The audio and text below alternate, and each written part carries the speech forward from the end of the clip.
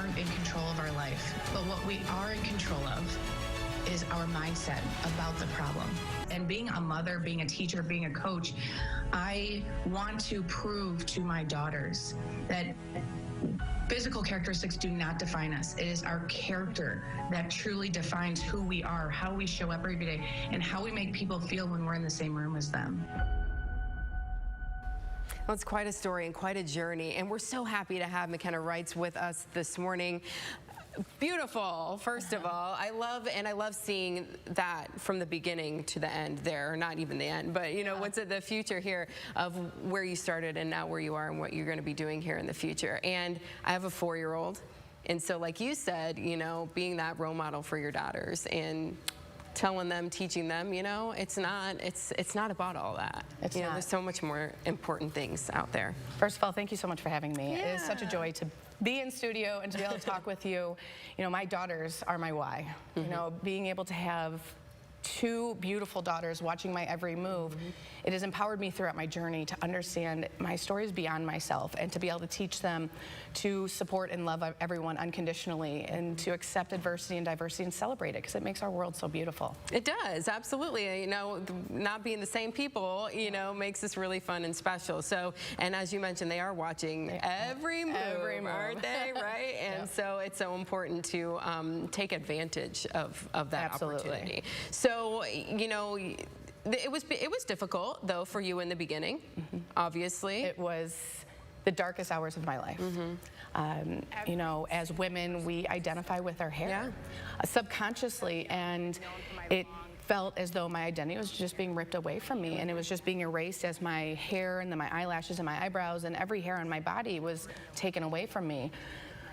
Though that first year and a half really kind of opened my eyes to what really matters in the world. And so I was able to reset that mindset to be able to focus on what I do have control over, and that's my attitude about alopecia.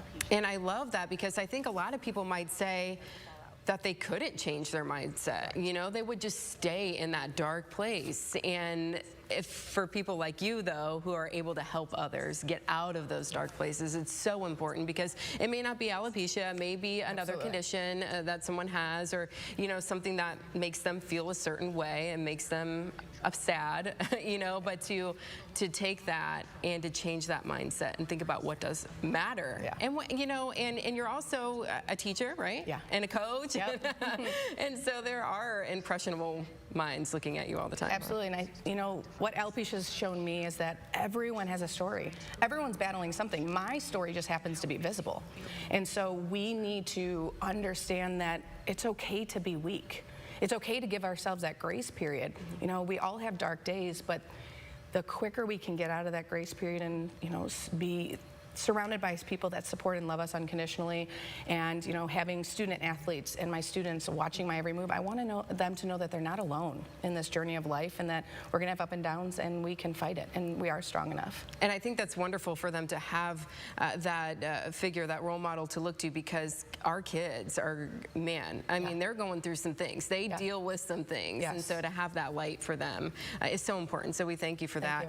You have a lot coming up here in the future to keep things going, get word and awareness out. What are you doing here in the future? You know, my goal as a coach, as a teacher, and as a mom is to show that bringing awareness and supporting our community is one of the most important.